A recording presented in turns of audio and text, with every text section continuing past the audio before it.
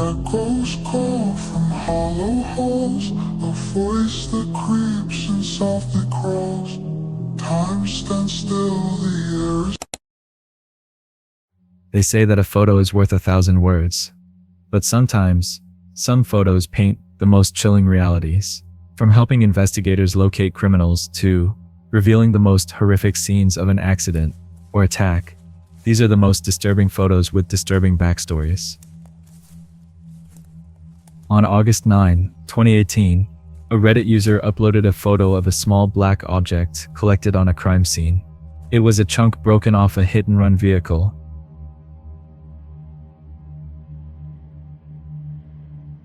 And the police needed help identifying the object and the vehicle it came from. This photo led officers to an interesting development and one of the most impressive crime solving on Reddit. 66-year-old Susan Rainwater was a local resident of Eatonville, Washington. Like many in the area, Susan liked to go out cycling every morning. This morning, she was taken longer than expected. So, her husband, David Rainwater, became suspicious and decided to go and look for her. He started tracing the route and discovered a disturbing scene by the side of the road. It was his wife's bicycle, but it wasn't parked or thrown there. The bicycle was damaged and bent beyond recognition. His heart raced as he checked around the area and found the injured Susan lying still. Sadly, it was too late. Susan had passed on, likely from the injuries she suffered. He called the police, who arrived shortly and started an investigation. It wasn't hard to piece everything together. They were dealing with a hit and run. They said a vehicle hit Susan from behind, seriously wounding her in the process. But instead of getting her to the hospital, the driver ran away. As officers began to look for evidence that could lead them to the driver, they discovered that they had their work cut out for them. The road had no CCTV cameras, and the police had no witnesses. There was no way to identify the vehicle or know who the driver was. The only object found at the scene was this black plastic that looked like it was broken from the hit-and-run vehicle.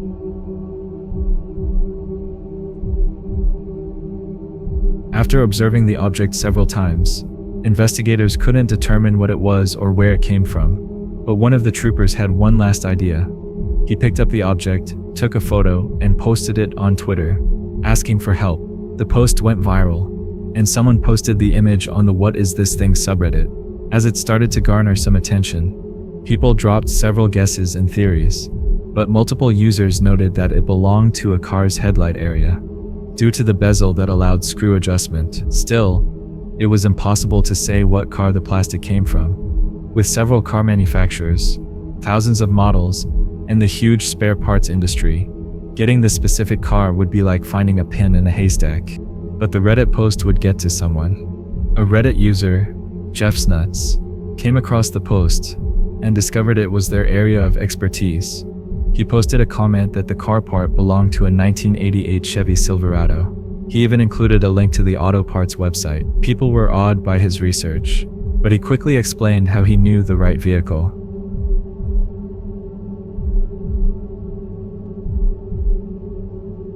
He revealed he had been a Maryland state car inspector for a while. As it turned out, a mandatory headlamp adjustment was crucial to inspecting cars and trucks.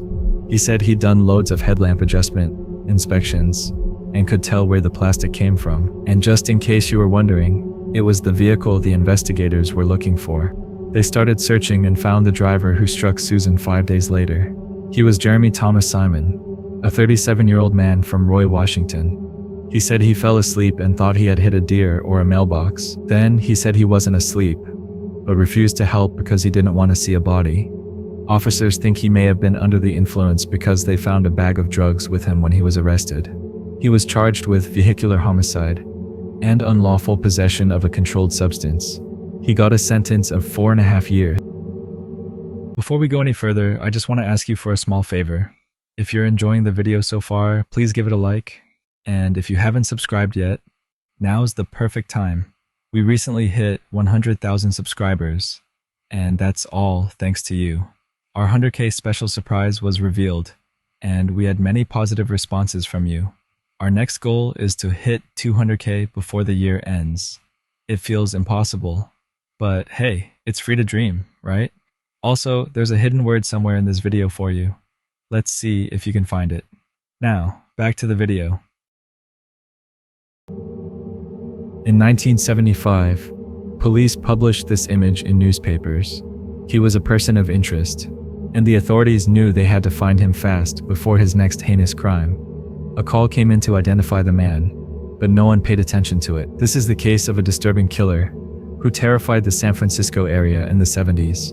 On January 27, 1974, a 911 call was made to emergency services in San Francisco. Strangely, the unknown caller insisted on keeping their identity anonymous. They had discovered a body drifting on the beach. The authorities quickly sent officers to the scene, and that was how they discovered a badly bruised body being shifted into the water by the tides. The victim, Gerald Earl Kavanaugh, was a 49-year-old Canadian man who came to the United States for new opportunities. He had been stabbed 17 times in the stomach, chest, and back. The hand had defensive wounds, suggesting he put up some fight with the perpetrator. He was already drifting into the ocean when police arrived, and beside the body was a bloody flashlight. They found his wristwatch and some money with him, but no identity card. But something else stood out. The call to authorities came in at 2:00 a.m., when everywhere was still dark, and the police wondered how the caller saw the body and why they refused to mention their name. Was the caller responsible for the crime, or were they hiding something else from the police? The police put out requests for the caller to come forward with more information. Perhaps they saw something else, but no luck on that front. It should be noted that the beach where the body was found was a popular spot where gay men met and had fun. Interestingly, Gerald's record was already in the police database. A couple of months before his death, he had been caught for something related to public sex at a place where gay men hung out. 5 months after the first incident, another 911 call reported seeing a body at Golden Gate Park, only 1.5 miles from the beach. On June 25, police discovered another victim, this time with 5 stab wounds. Again, the man had no identity or wallet, but police discovered he was 27-year-old Joseph J. Stevens, a well-known and loved drag queen. On July 7, another victim, Claus Chrisman, was discovered. A woman walking her dog saw the body around 6:00 a.m. on the beach. In addition to several stab wounds, Claus's throat had also been slashed multiple times. He was a German man who had a wife and 2 children, one of whom thought their dad was hiding something about his sexuality. He owned and operated a bar for straight and gay men. On May 12, 1975, a 22-year-old local found a body on the Pacific coast. He was Frederick Kappen, a war veteran who worked as a nurse. Kappen died from 16 stab wounds. Then, Harold Goldberg's body was found in the woods near a golf course. He was the 5th official victim of the doodler, but police believe he may have been discovered 2 weeks after his death. Harold was also the oldest victim at 66 years old. Like 1 or 2 of the former victims, Harold's pants were unzipped, and he had no underpants. Police also found a victim in April 1975. He was a 52-year-old Warren Andrews. However, he wasn't stabbed like the rest. He was hit with a rock and a tree branch. Police believe the killer may have lost their knife and had to improvise. Still, the victim appeared to have been attacked violently, like the others. By July 1975, and the following months, 3 other men were attacked, but they escaped. The first one was a diplomat, whose identity has been kept secret by the police. He stumbled into a hospital drenched in blood and carrying several injuries. However, he insisted on having nothing to do with the police. After some convincing, the diplomat informed police that he met the doodler at a diner. He was scribbling drawings on a napkin, impressing the diplomat, who also had an interest in art. This was how he got his name, and some believe he might not be a good artist as is believed. He got off well with the diplomat, and got an invite to the diplomat's place. When they got there, the doodler spent a long time in the restroom before attacking the diplomat from behind, using a stick knife. The doodler muttered, "You guys are all alike," as he attacked, but the diplomat escaped when the stick knife broke. 2 weeks later, another man escaped the doodler's attack at the same building where the diplomat lived. He tied the new victim, but ran away after his screams and bangs on the wall attracted the neighbors. That was after repeating the statement, "You guys are all alike." The next time he picked a victim, The man quickly called off their engagement after a knife fell from his pocket. All three escaped victims worked with the police, supplying them with information about the doodler and helping to make a sketch. They said he is a young African American man, around 20 years old. He was tall and wide-eyed with a narrow face. However, they all refused to testify in court, most likely to conceal their identity at a time when the public was hostile to the gay community. The police published the sketch in newspapers. One caller, who claimed to be a secretary to a therapist, revealed that the doodler has had sessions with her boss. She also provided the doodler's license plate numbers. The psychiatrist boss said he had a patient who looked like the sketch and confessed to some of the murders. He was confused about his sexuality and said he hated gay men. When the police found the man, he admitted to struggling with his sexuality, but claimed to be doing better after finding a girlfriend. He, however, denied anything related to the murders. The attacks stopped in San Francisco. Police said he traveled around the U.S., and there might have been similar crimes in the other areas he traveled to. Since none of the survivors would testify in court, the doodler remains at large 4 decades later. Police believe he was still alive in 2019 and have offered a $10,000 reward to anyone who helps bring the doodler to justice. In 1977, people across California came together for a town hall meeting to discuss the incessant cases of burglary, rape, and murder in the region. This photograph was taken at the meeting. One of those present was Joseph James DeAngelo.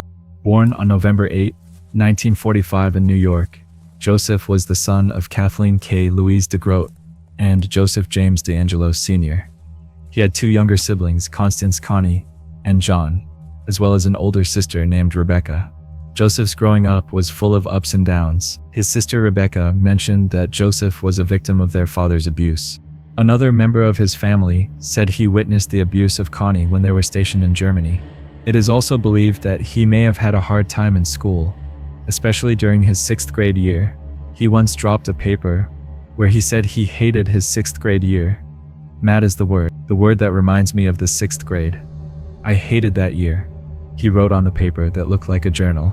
He mentioned how the teacher made him write the same words several times as punishment for speaking in class. While some say the paper is a diversion to shake investigators off his tail, others believe it's one of the experiences that made him see himself as a victim and led him to some of the crimes he committed right from his teenage years. He was reported to have tortured animals, committed mail theft, and perpetrated burglaries as a teen. He moved to California with his mom after his parents' divorce. He joined the U.S. Navy in 1963, serving for 23 months. DeAngelo earned degrees in police science and criminal justice before completing a police internship at Roseville. He joined the police in 1963, but his issues continued. As a police officer, he was caught shoplifting a dog repellent and a hammer, leading to his arrest, 6 months probation, and dismissal. He didn't take it well and proceeded to threaten to kill the police chief. DeAngelo also had issues in his personal relationships. He was engaged to Bonnie Jean Colwell in 1970, but the pair separated a year later due to DeAngelo's abusive and manipulative behavior. He subsequently threatened her with a gun. He eventually married Sharon Marie Huddle in 1973. In 1974, when DeAngelo was 29 years old, he earned the name of the Vozelia Ransacker after a series of burglaries where he stole low-value items. One of his criminal activities culminated in the killing of 45-year-old Claude Snelling in 1975. After that, he moved to the Sacramento area, where he committed over 50 rape crimes and killed 2 people. This earned him the title of East Area Rapist, or the ER. During one of the town hall meetings in the 1970s, a man declared that the ER did not exist. The same man and his wife became one of the victims, suggesting that DeAngelo was at the meetings. DeAngelo got a new name from 1979. He was known as the original Night Stalker, and this was when DeAngelo started killing his victims. The crime ceased in 1986 without any apparent reason. In 2001, DNA testing had become a thing, and that was when samples proved that the ER was the same person as the original Night Stalker. He got a new name in 2013. Michelle McNamara, a crime writer, called him the Golden State Killer, as a new investigation started to uncover the identity of DeAngelo. The FBI released new composite sketches and announced a $50,000 reward for anyone with information on the man. Using GEDmatch, they uncovered genetic genealogies and built 25 family trees around the culprit. Then, they started eliminating suspects based on age, sex, place of residence, and other clues, until they were left with one person, Joseph James D'Angelo. Then, officers followed him secretly, collecting DNA samples from car door handles and garbage cans. His DNA matched samples from the Golden State Killer.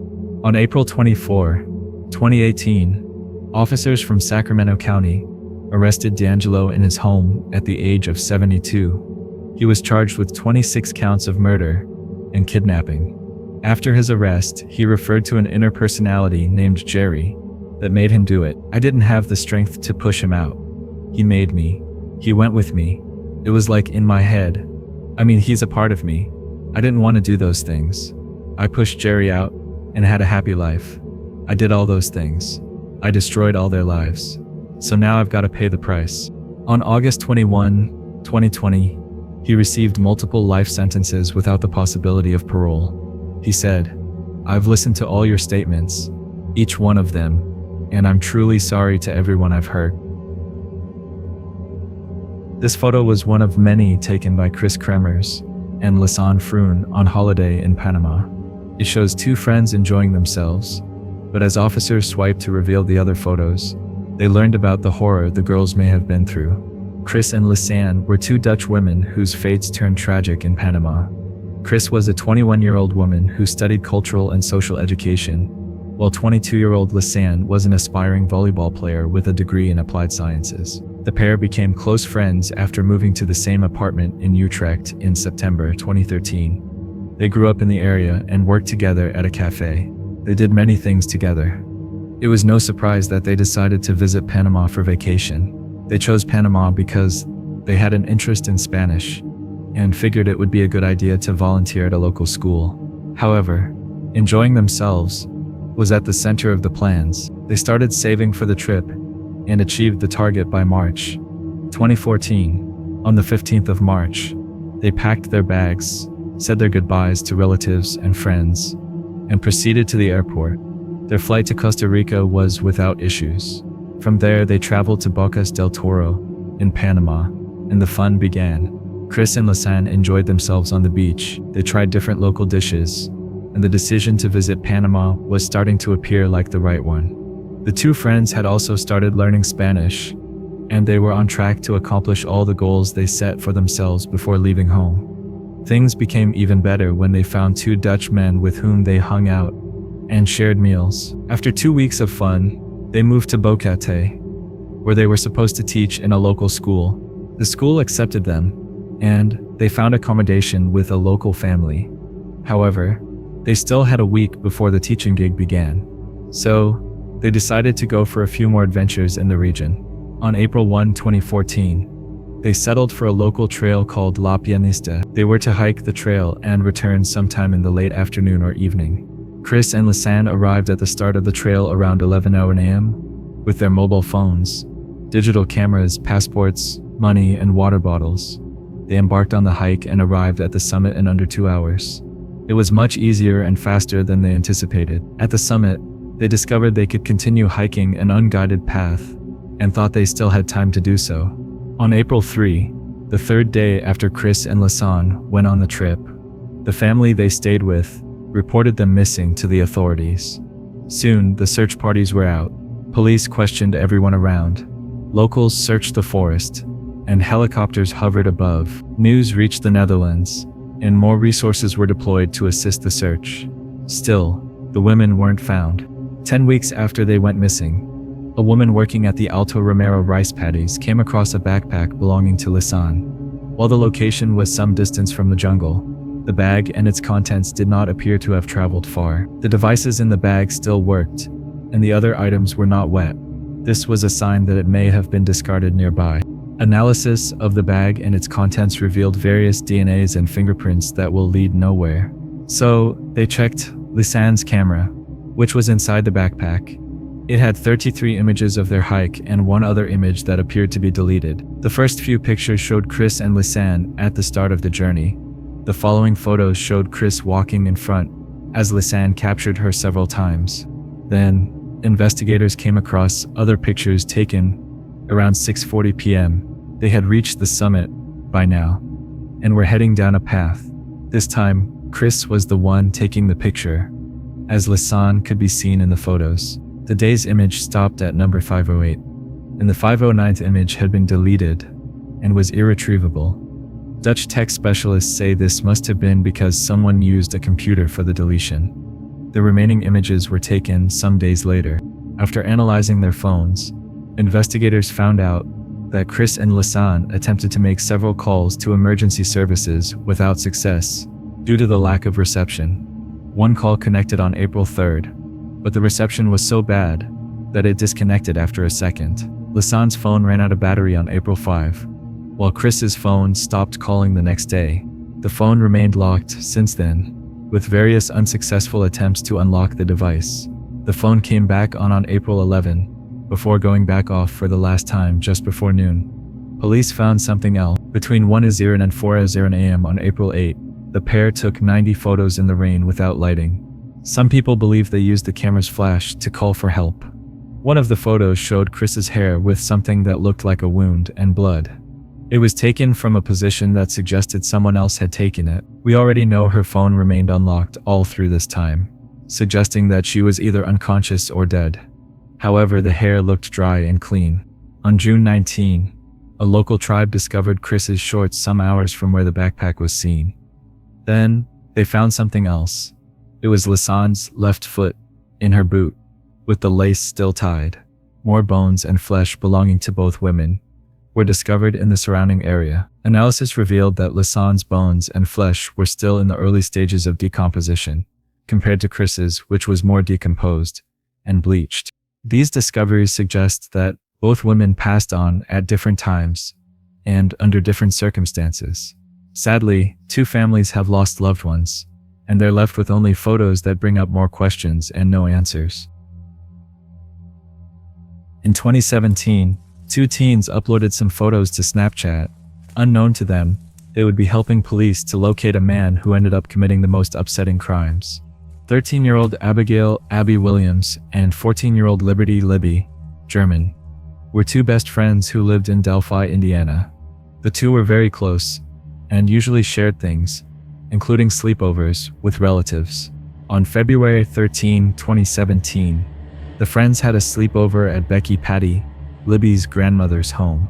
It was a no-school Monday, and the kids understandably wanted to have as much fun as possible.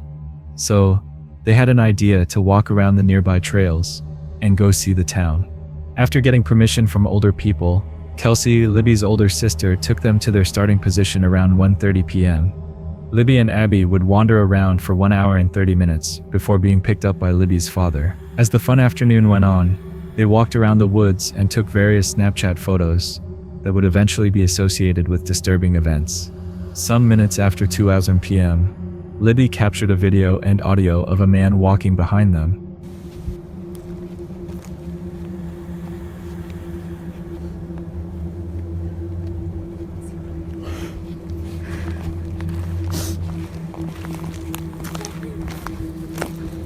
See, this is the path that we go down.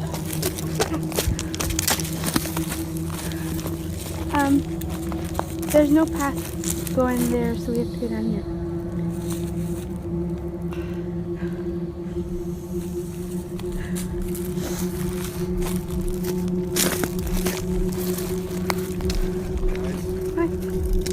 If you listen closely around the 38 to 40 seconds mark, the individual could be heard saying, "Guys down the hill." Hi. When Libby's father, Derek German, arrived around 3:15 p.m., the girls were nowhere in sight. So he decided to call Libby to tell the girls to round up and join him, but he couldn't. All his calls were directed to voicemail. This went on for 2 hours.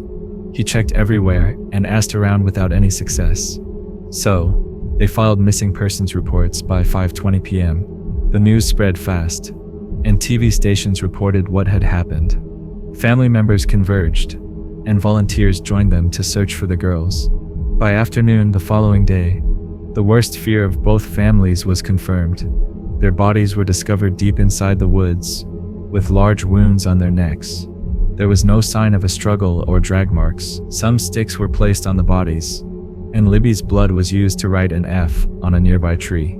Police found an unused .40 caliber cartridge near the bodies. The police informed the public that they needed help finding the strange man captured on the bridge by the girl's phone.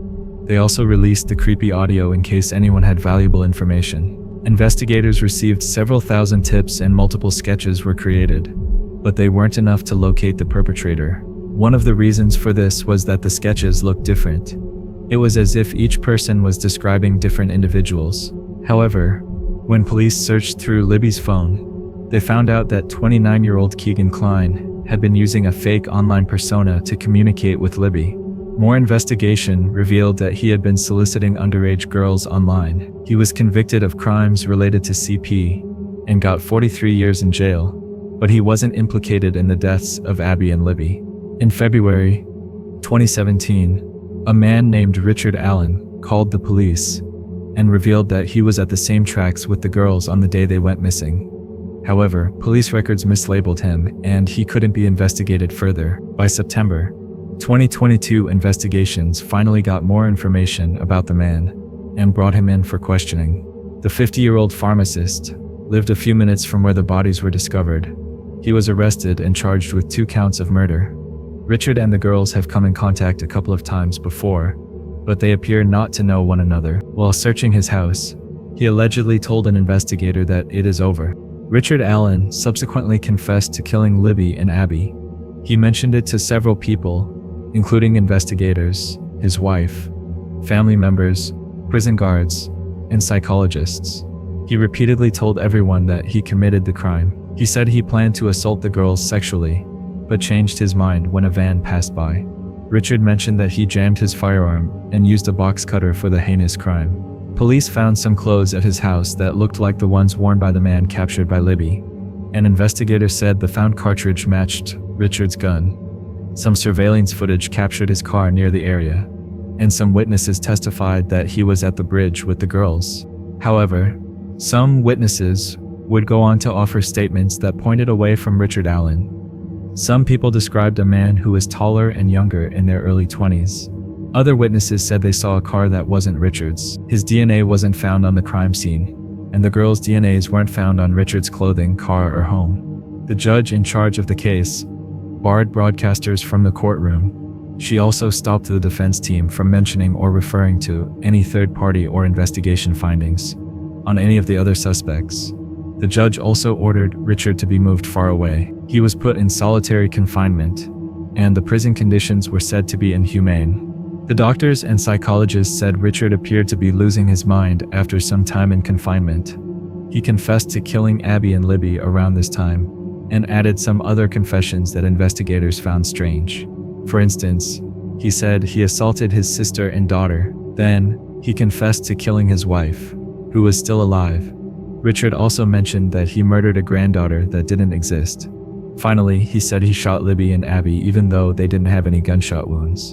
In November 2024, the jury found Richard Allen guilty of ending the lives of Libby and Allen.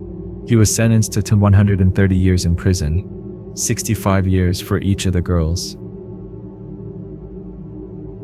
On the evening of July 26, 2015, police in Santa Cruz, California received a 911 call that led them to an apartment complex. They were presented with this photograph of a girl riding her scooter. She was 8-year-old Maddie Middleton. She was the only child of her mother, Laura, and father, Michael. They lived in the Tannery Arts Center complex, which offered affordable housing and fun arts activities. Maddie loved drawing, painting, dancing, and singing. She always smiled and never missed an opportunity to help or chat. On July 26, she decided to ride out with her new scooter as her mom rounds up a board game with her friend. She set out around 4 p.m. and rode around the complex. She'd occasionally stop to speak with others, but ultimately resumed riding the scooter she got as a gift some days before. She rode past some mailboxes around 5 p.m. It was the last time anyone saw Maddie. After the 911 call, police arrived at the complex and got to work. Her parents explained that she had never taken off like this before. Her mother had contacted her nearby friends. The police searched the entire apartment complex and asked people from door to door, but they got no luck. They also checked the surveillance cameras, but they turned up nothing. The next day, more investigators were assigned to the case. They enjoined everyone to check their surroundings, gardens, backyards, and sheds. With no answer from the apartment complex, police turned to the outside, and multiple news channels spoke about the search. Officers stopped cars to ask if they had seen an 8-year-old girl, and volunteers continued to look around. After 24 hours, the police turned back to the complex for another round of thorough search. On the evening of July 27, everybody's worst fears became a reality when Maddie's body was discovered within a bag. It was kept inside the dumpster located in the complex's garage. Some moments after the chilling discovery, police announced that they had arrested a 15-year-old boy in relation to the crime. They said the boy lured Maddie to their apartment before taking her life there. The boy was Adrian Jerry Gonzalez, who had lived at the same apartment complex as the Middletons for 6 years. The police announced that they would leverage the law that allowed them to try Adrian as an adult. They said Adrian would be charged with kidnapping and murder. This allowed them to release the name and photos of the culprit. Neighbors were still in shock. They described Adrian as an excellent, lovable, and trustworthy kid. He had been a role model to other kids in the complex, teaching them fun tricks and life skills. This was why he easily lured Maddie back to their apartment. But some who knew him better said they weren't surprised. They pointed to Adrian's social media posts, which had various disturbing captions. Some even said Adrian had abused his dog some years prior. According to one of his friends, he was a disturbed boy who threatened to jump from buildings whenever they asked him to get help. He had promised to give Maddie ice cream if she followed him to the house. He taped her mouth, tied her, and sexually assaulted her. He also attacked her with a knife and choked her after realizing that she was still alive. He put her inside the bag and threw the bag in the bin. Adrian had been asking everyone about the search for Maddie since they started. He wanted to know if any findings had been made, and, at some point, he appeared suspicious. When he saw the police going through the dumpster, his face lit up as he watched keenly. He also started running away as soon as they discovered Maddie's body, even though they had not opened the bag or announced it yet. They concluded that trying Adrian as an adult was the only way to get justice for Maddie. If successful, he would be facing nothing less than 126 years in prison. The judge agreed with the police, but Adrian's defense team filed for an appeal. They cited the newly passed SB 3091, which stated that 15-year-olds must be tried in juvenile courts. They won, and the case was taken away from the adult court. The argument was that Adrian had a tough upbringing and school experience. However, those who knew the family argued otherwise. They said that despite being from a broken home, his mother showered him with love, and the entire family cared for him. The public signed petitions in support of trying him as an adult, but the effort ultimately failed. In April 2021, Adrian pleaded guilty to all 6 counts. He pleaded for forgiveness and said he was sorry for the pain he caused. In contrast to the adult court system, Adrian got only 4 years in prison, with his release scheduled for 2024. However, the court can still be petitioned to increase his jail term. In February 2025, the jury reached a verdict to keep him in jail for 2 more years. This process will happen every 2 years until he's no longer considered a danger to society. With that disturbing case, we've come to the end of the episode. I hope you've enjoyed every bit of it. If you have, hit the like button below and subscribe to the channel. We have videos like these almost every day, and you don't want to miss out. But why wait for our next upload when you can click on one of the videos on your screen right now? I'll see you there. I'm out.